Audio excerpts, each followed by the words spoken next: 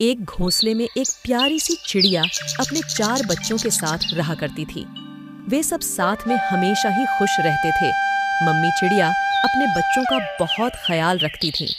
वह अपने बच्चों के लिए खाना और पानी लेकर आती थी और उनका बहुत अच्छे से पालन पोषण करती थी। मम्मी चिड़िया के सारे बच्चे अब उड़ने लायक हो गए थे। वह अपने बच्चों को आत्मनिर्भर बनाना चाहती ताकि वो खुद के लिए खाना पानी खोजना सीख पाए। मम्मी चिड़िया अपने सारे बच्चों को उड़ने का प्रशिक्षण देती है। वह रोज उन्हें उड़ना सिखाती है। धीरे धीरे उनके तीनों बच्चे उड़ना सीख जाते हैं, एक को छोड़कर जिसके पंख कमजोर थे और वह चाहकर भी उड़ नहीं पा रही थी। वह चिड़िया अपने भाई बहनों में सबसे छोटी थी। छोटी चिड़िया बहुत कोशिश करती उड़ने की, पर वह हर बार असफल हो जाती और इसी के कारण छोटी चिड़िया के भाई बहन उसे बहुत चिढ़ाते और उसका बहुत मजाक उड़ाते। छोटी चिड़िया कुछ कर भी नहीं सकती थी। वह खाने के लिए दूसरों पर निर्भर थी। रोज मम्मी चिड़िया और उनके बाकी बच्चे खाने की तलाश में निकलते। छोटी चिड़िया घोंसले की साफ सफाई करती और उसका ख्याल रखती। एक दिन घोंसले की सफाई करते वक्त छोटी चिड़िया देखती है एक बिल्ली उनके घोंसले की तरफ बढ़ रही है।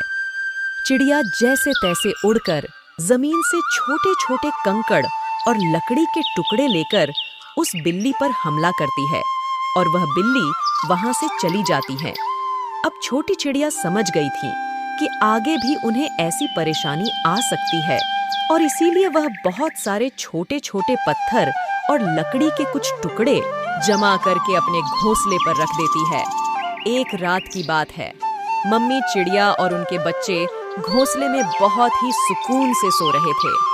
छोटी चिड़िया की नींद खुल जाती है और उसे कुछ आभास होता है।